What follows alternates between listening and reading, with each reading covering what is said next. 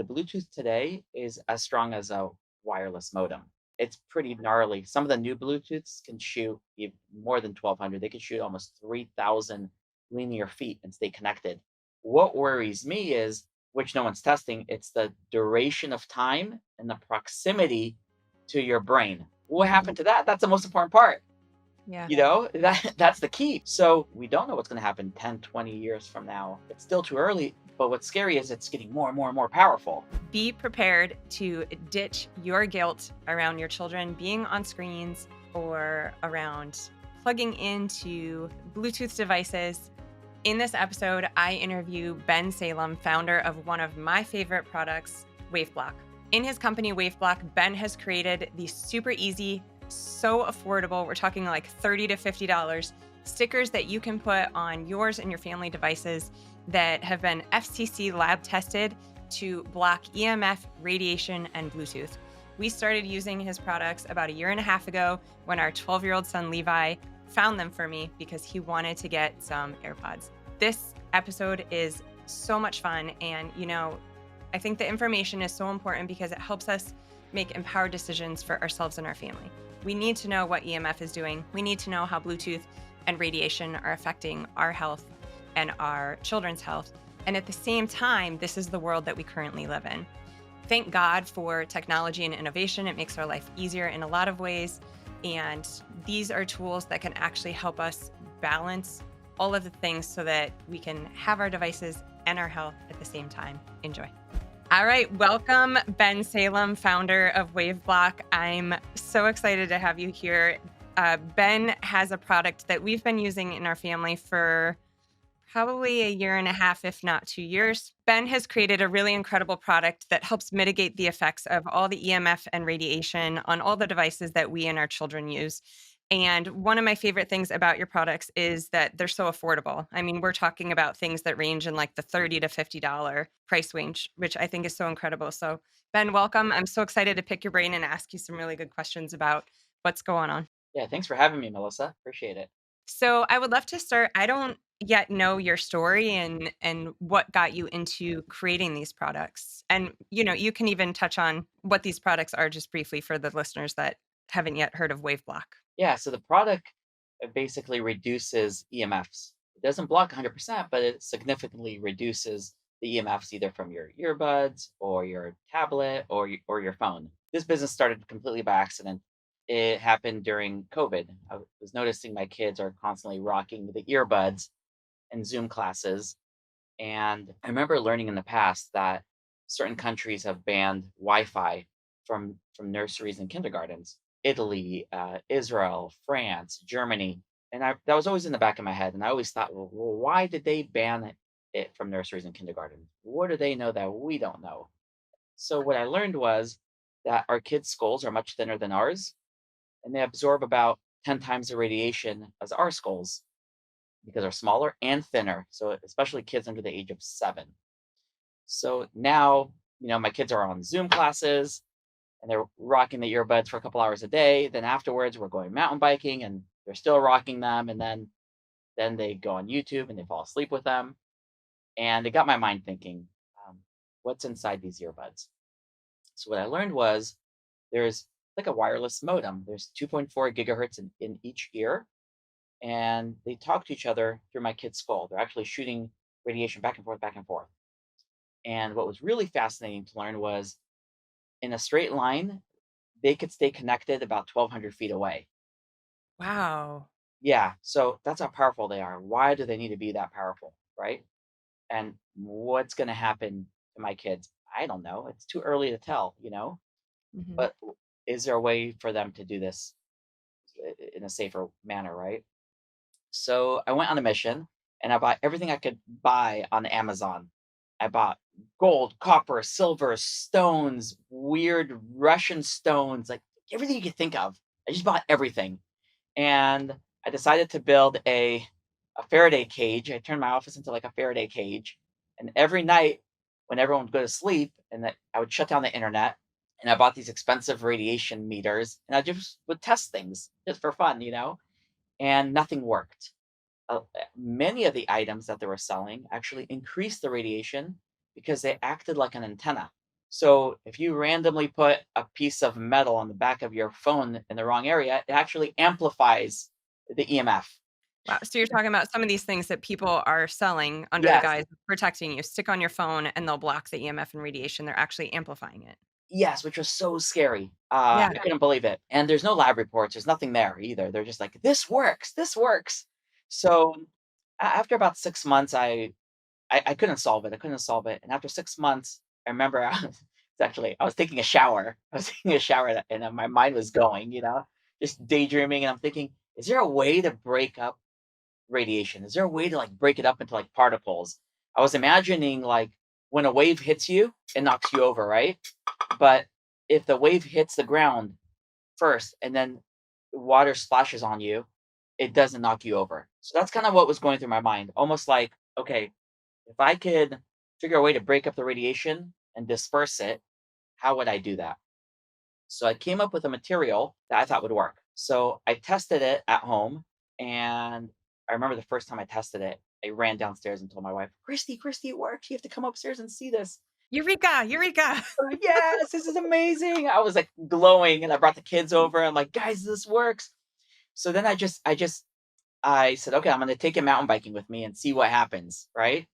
So I did a nice ride. I'm like, oh my God, it still works and it's still blocking the radiation. So then I just Googled who's the largest lab in the world. I found one of the largest labs, and I called those engineers and I said, hey, can I test this here? And they said, sure, you can test it. We could do 5 hours with your product on and then 5 hours the product off. It's in a government approved lab, FCC accredited. And I said, great, let's do it.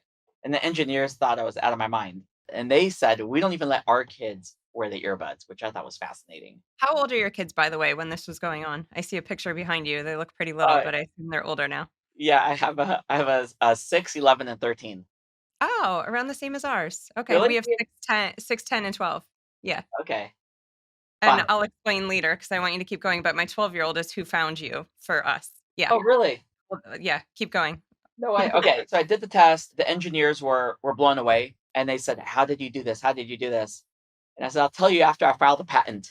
Oh, yeah.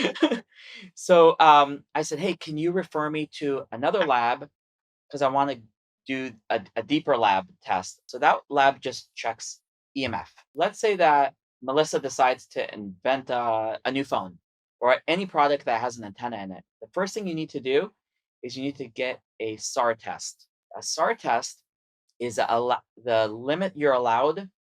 Basically, the government tells you this is how much radiation is allowed to get absorbed into the human tissue, into your skull, into the body. There's a certain amount that's allowed to get absorbed in. And you have to get a special test to prove that your body's not absorbing too much of the radiation. So I said, hey, I want to get one of these FCC government labs. Where do I go? So they gave me a contact, and I went and I tested that.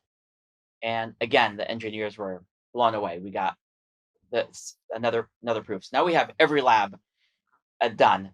And that's when I told my wife, "Uh oh, I better go file a patent on this." So and that's kind of how it started.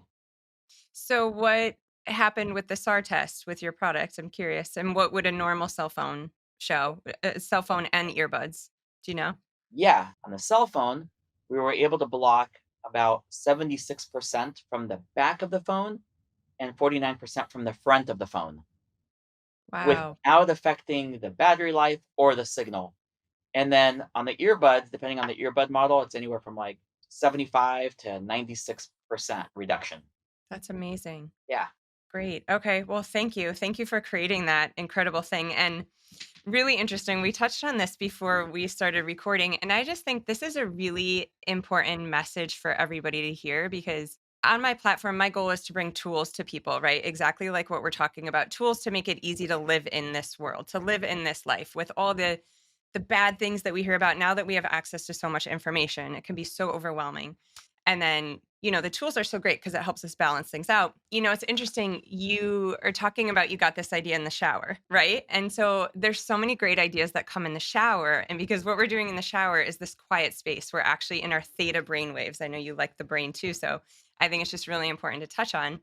And interesting enough, before we hit record, we were talking about COVID, right? So like a lot of this idea also was brewing from COVID. And we talked about what you did with your family during that time. You went to Park City and you snowboarded and got the kids out every day. And in my mind, that's you went into love instead of hate. You went into, doing something effective instead of conflict.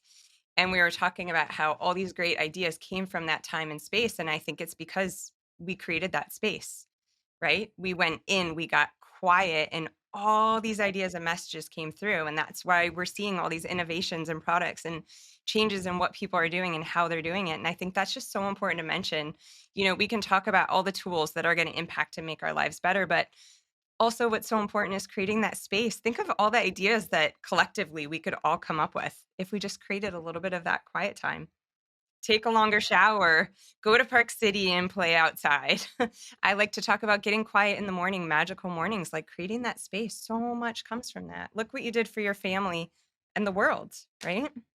It's fun. If someone would just be able to say, "Hey, listen, if you remove the noise, it's Mhm. gonna be so much better.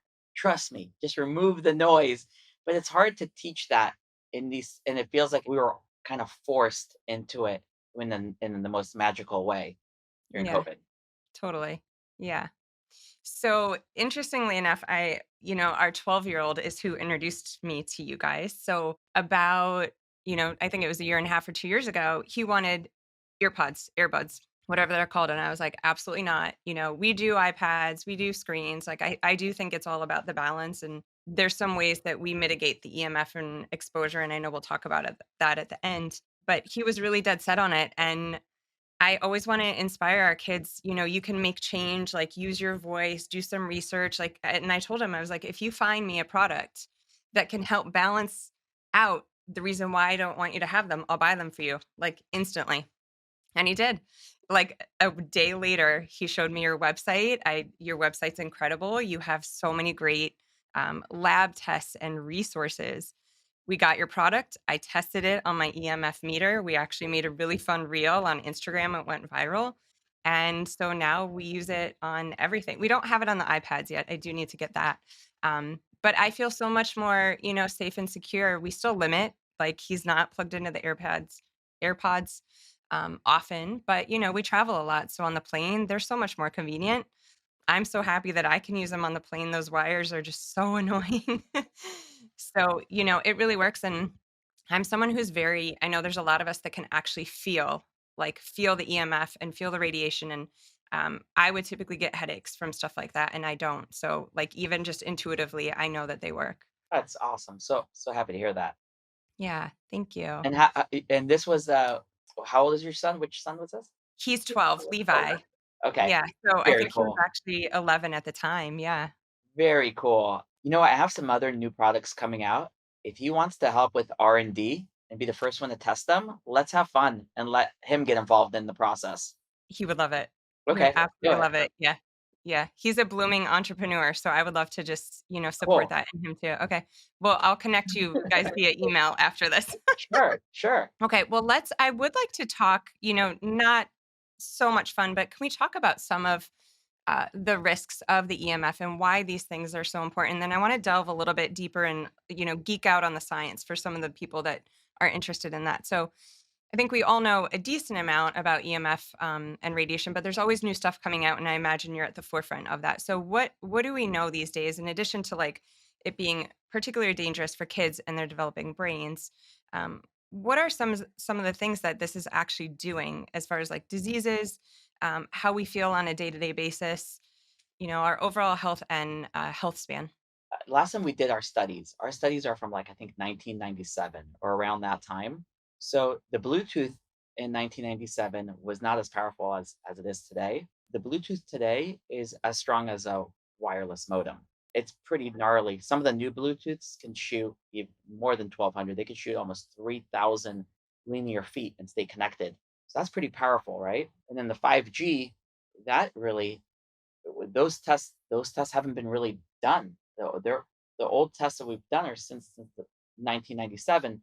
But what's really fascinating is when you look at those testing requirements, they don't test for the duration of time, right? The duration of time that they're being tested for is maybe 20 minutes, 30 minutes. But the Mhm. average user is holding the phone to their head for a long time or has their earbuds in for a really long time. So What worries me is, which no one's testing, it's the duration of time and the proximity to your brain. What Mhm. happened to that? That's the most important part. Yeah. That's the key. People are falling asleep with this. So we don't know what's going to happen. We don't know what's going to happen 10, 20 years from now. It's still too early. But what's scary is it's getting more and more and more powerful. So I think it's like insurance. What do we have to lose by reducing the radiation, right? What's fascinating, which I did not know that people had sensitivity to EMF. Um, but constantly get reviews saying, "I no longer have foggy brain. I no longer have a headache," which is really fascinating because this is so new to me. So some people are really affected by it, which Yeah, is they scary because if they could feel it, what about the people that can't feel it? yeah.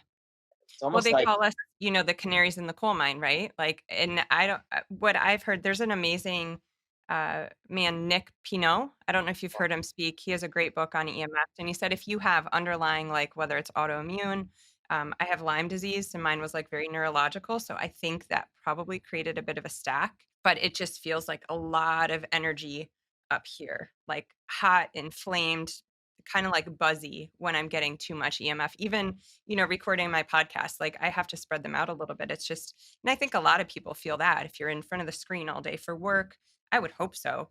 Um, and maybe for some people, they don't even realize all the things that they're feeling.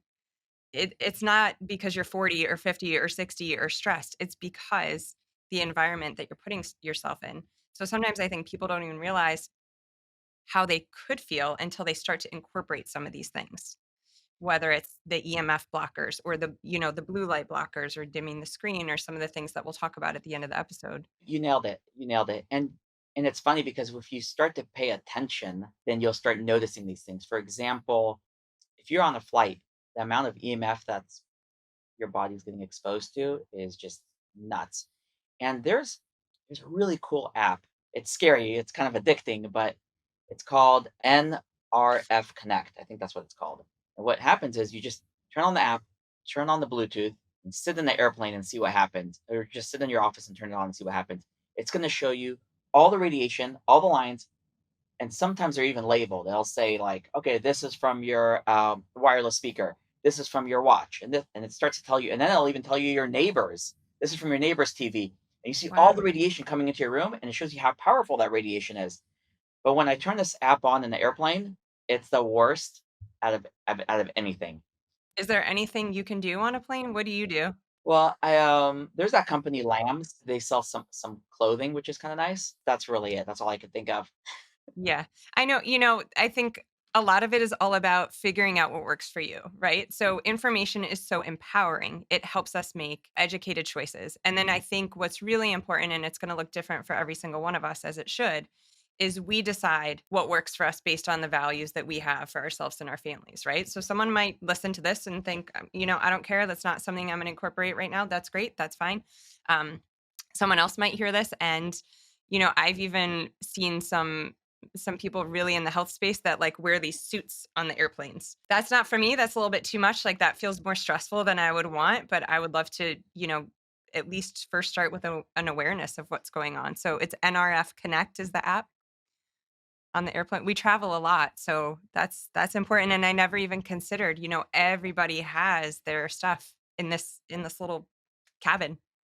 Yeah, you nailed And it.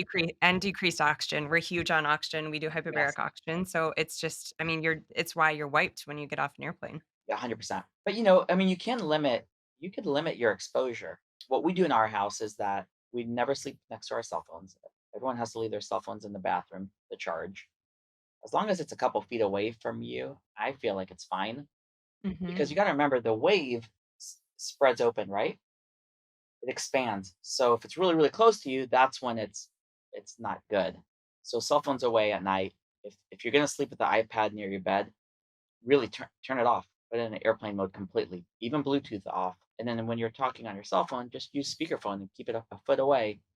So you could still limit all of this because it's not going away and it's just going to get stronger and more powerful. Yeah. Yep, I've read that as well. I don't remember what study or information, but I read something about it's like for every foot that you create distance, and I wanna say, and so many statistics are made up on the fly, so I want to be careful here. I want to say I thought it was like 30% decrease for every foot. So speakerphone, amazing. I mean, you can do so much. And like you said, putting your phone on airplane mode if it's your alarm clock at night. Ideally, it's not, but Testing at home is very, very difficult. So we have clients that are always trying to test at home and get the same results. It's so hard to get accuracy because if your neighbor has their Wi-Fi on, that's going to interfere with your signal. If your kid has their cell phone on 2 rooms over, it's still going to interfere. So you have to have, or if you're on a glass table or a wood table, then the radiation's bouncing off. So you have to have like a really quiet environment to do your own testing, almost like a padded room, carpet on the ground. All the internet has to be shut off at your home, and you hope that your neighbor's internet is shut off. But if you're some of the testing I had to do, because even if I bought the most expensive radiation meters, I would go mountain biking and I'd be in the middle of nowhere, and then I would I had a backpack, and I would test it where there's no one there, and then I would say, okay, I think it works. Run to the lab. So testing at home is so hard to do. yeah. Well, and I'm glad you mentioned that because I do think a lot of the people that follow my platform do have an EMF reader. And so, but we can trust, I mean, your lab testing is FCC accredited. What does that mean? I don't even know what that means. There's a lot of labs don't that are not licensed to give you the FCC license, which is what you need when you launch a product. It's government mandated, reviewed, very hard license to get. So you want to make sure that you're working with a lab that is government approved, that has the right to give you that FCC license. That's the key because that's third party tested. You have multiple engineers testing it, and that's the most important thing because you can't make that up. And I spent from like $500 to $2,000 on radiation testing machines at my own home, and it was a nightmare, just a nightmare testing at home. They're expensive and not so easy and always clear. And I love your website. You've got so many great resources on there. So thank you. And then something I want to geek out on that I read about on your website, and I would just love to hear and kind of talk through it because it was a bit confusing to me, but it's very interesting. Spectrum analyzer. So what piqued my interest is, and this is all on your website, there were a couple things. So one was I read, and I think this means so much in so many other ways, but our exposure is less when we're listening versus talking. So that's interesting. Like our phones are putting out more EMF radiation when we're talking rather than when we're listening to someone. And then it was also talking about kind of like how radio waves and frequencies work, which was really interesting, and what happens when we have static. And that static is essentially what WaveBlock is creating, which is a good thing. Yeah, it's interesting. So what happens is not every phone model does this, but some do this. So if the signal is weak, this is kind of dangerous. If the signal is weak, then the phone says, okay, amp up the power, amp up the antenna, and then it's going to emit a lot more radiation. So that's kind of scary. So if you have 1 bar or 2 bars, you're going to get a lot more radiation, right? And Mhm. that's why Yeah. sometimes the older phones used to heat up because it would work really, really hard. That's when you know it's pretty gnarly. Yeah, Um, and it makes sense too, just if we boil it down and we just listen, like if the phone's not working, don't try to make it work. It's just not. Just wait until you have better service because you're gonna get a lot more exposure in those areas. That's it, you nailed it. Yeah. The way that WaveBlock works, kinda hard to explain, but if you take a flashlight, Melissa, and you shine a flashlight at a mirror, what would happen to the light? It would bounce right back at you, right? If you took a flashlight and you shined it at a material that looks like, let's call it a broken mirror, that it has, like a hologram feel to it, what would happen to the light now? Then it would spread. Then it would spread. And Mhm. that's what WaveBlock does. It breaks up the radiation, just disperses it. And that's how it's dispersing it from the back and the front. That's what the magic is. Got it. Okay, yes, and that is explained on your website. So they were saying when you're hearing static, whether it's in the radio or in a phone call, what's happening is these signals that are trying to get through are running into trees and hills and usually, buildings and things in nature that are dispersing the signal. So it's frustrating when you're trying to get the signal, but it's better because it's more widespread than a direct hit. You nailed it. Okay, Yeah. great. Super easy. That's nice. Yeah. So that spectrum analyzer is the same machine, same tool. They're expensive. They're about a quarter million. That's what they use in the lab, but in Oh. a controlled lab, which has full Faraday cage, usually made out of lead, so there's Mhm. no other interference. So they'll test the wave block in the lab, and then your cell phone will be underground, so it doesn't interfere. They actually have a chamber they open up, and it's underground, under the concrete. And then they do a couple hours of testing with the sticker on, with the sticker off. This test was really funny. This guy who did the test, him and his daughter, they said, "We don't believe WaveBlock reduces the radiation. We looked at the lab reports." And he said, "I'm an engineer and I've done a lot of work for the US Army. I'm a pretty well-known engineer. I don't believe it works. I read your lab reports. I don't understand how it works." And I said, "How about I give you some product and you test it?" So him and his daughter tested it at home because he owns that machine, and he was blown away. He's like, "This is nuts. This is nuts. This is so cool." And then he said, "I'm going to test everything else on that they sell on Amazon. Let's see what happens." So then he just started testing everything, and he was blown away. He got the same results. He goes, "This increased radiation. This increased radiation. This didn't do anything. This was a scam." He's like, "Well, what's going on here?" So we ended up just posting his video recently. Where is that? I was just gonna say I would love if you had a website or something. Where's that video? I think we just posted it on YouTube, and we just linked YouTube to our website. Amazing. I'm gonna share that too. That's I mean, that's exactly you get so many skeptics, and I think it's just really important to answer their questions because then it just takes the thinking out of it. And especially for, busy moms, it's like I just want to know that this product works. I want to feel good, especially putting it on my kids' products. So let's I want to just kind of briefly touch on some of the products that I'm aware of that we use, and then everyone can go to your website and check them out. But our favorite in our family is the AirPod wraps. So we didn't have any AirPods. We were literally not updating and getting the new phones because we needed to have the plug-in easy wire, right? So I know there's the adapter that you can use, but God forbid you forget that on a long flight with the kids.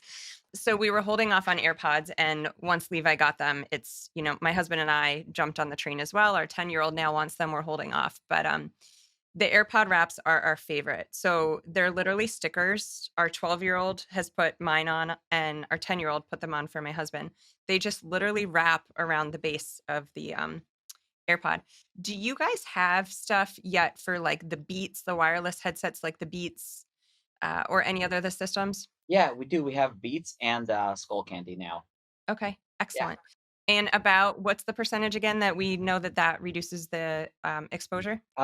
It's anywhere from, I forgot the exact. It's 78 to maybe 96%, depending on which earbuds you have. Because there's the small ones, there's the longer ones. Yeah. So it's Yep. Okay, yeah, perfect. I remember reading something above 70%. yeah, And then there's it's a sticker that goes on the back of the phone. yeah. We have those as well, super easy. We just stick it on and put our case over it. Is there something on the front or that back one protects you were saying there's protection from the back of the phone and the front? That back sticker actually still disperses the radiation from the back and the front because Oh, the antennas are still bouncing against the material. got it. Okay. And so silly question, but that's important because like I would think we're really only exposed to that coming out of the front, right? And that's where that engineer called me and said, "I don't understand how it's blocking the EMF from the back and the front. I need to test this." That's where it Mhm. all started.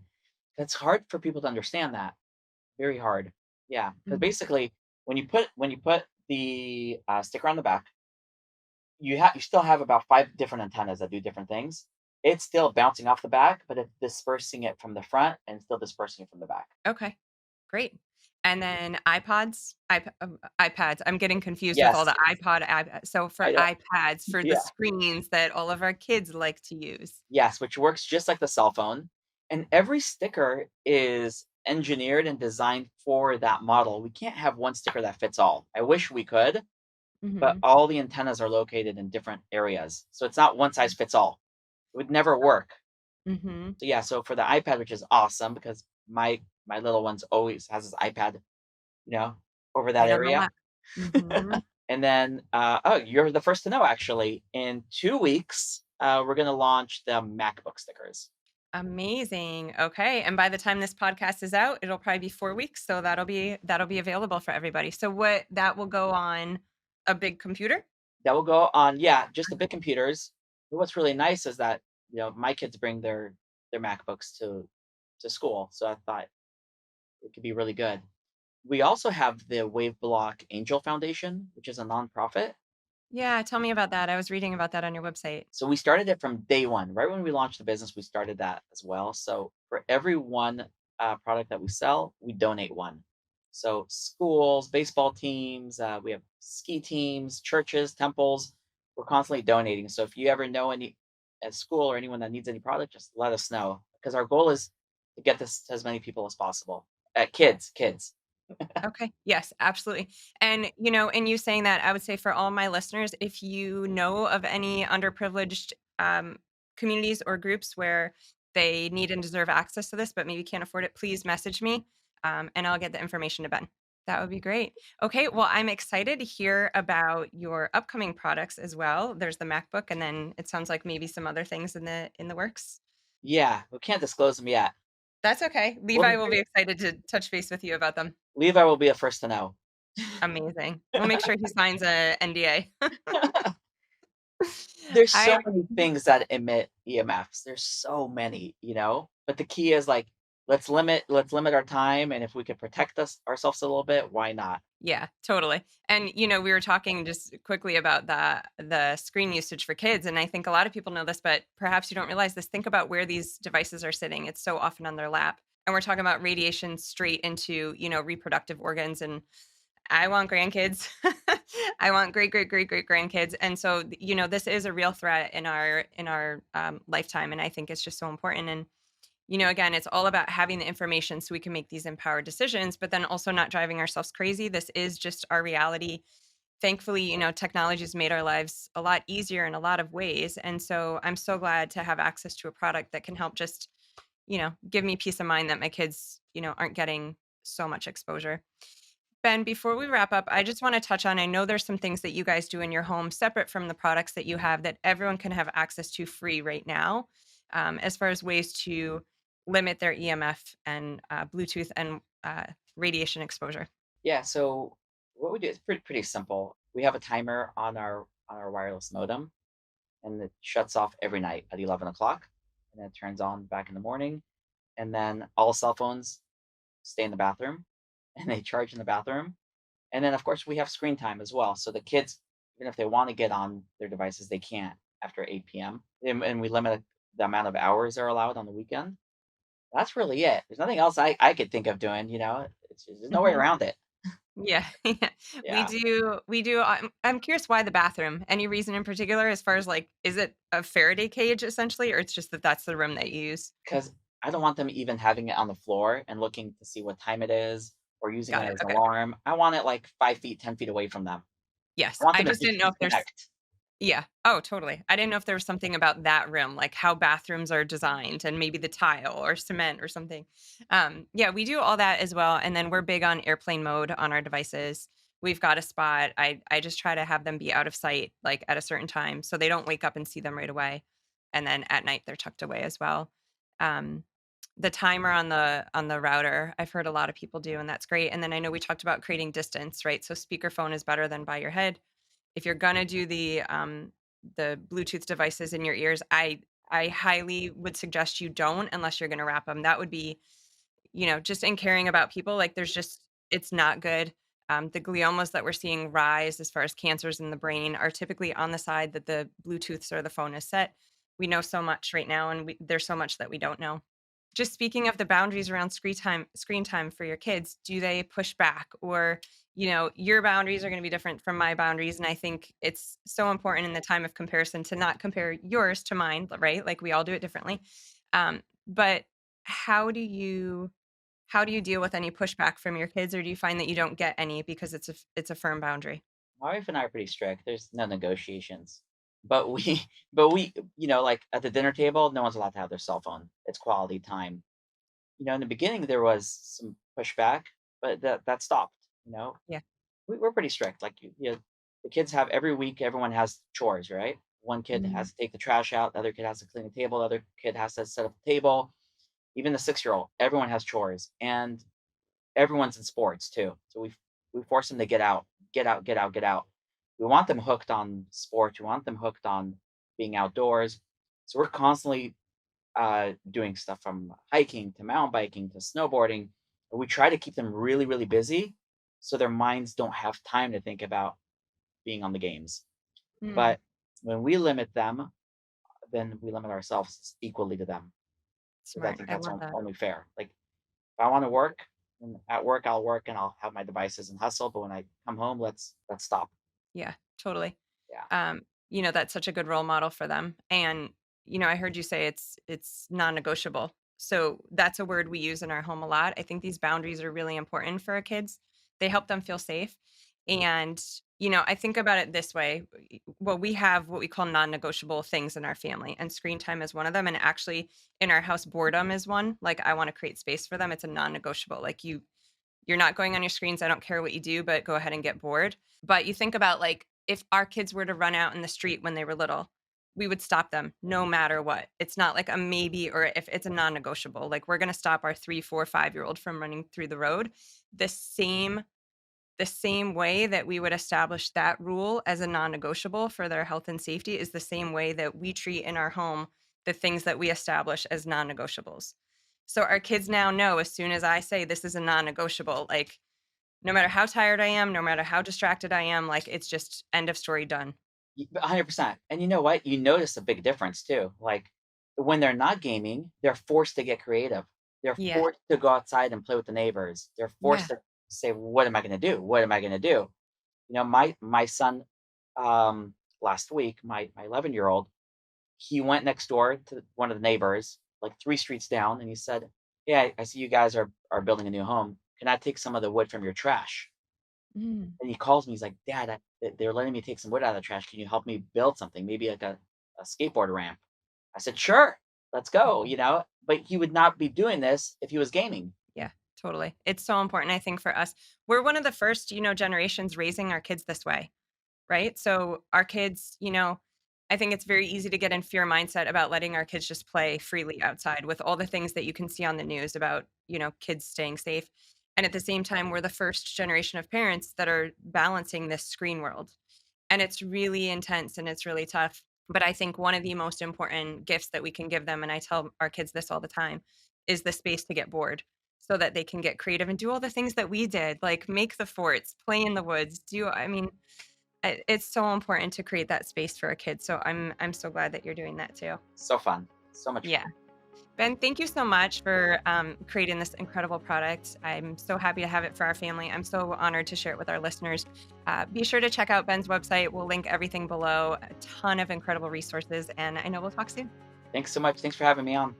Thanks, Ben. I hope you got so much out of that episode with Ben. His products are game changers for feeling like you can let your family have their access to screens, but not have to deal with all the guilt of what it could be doing to their health. If you enjoyed this episode as much as I think you did, please go ahead and throw a like under it.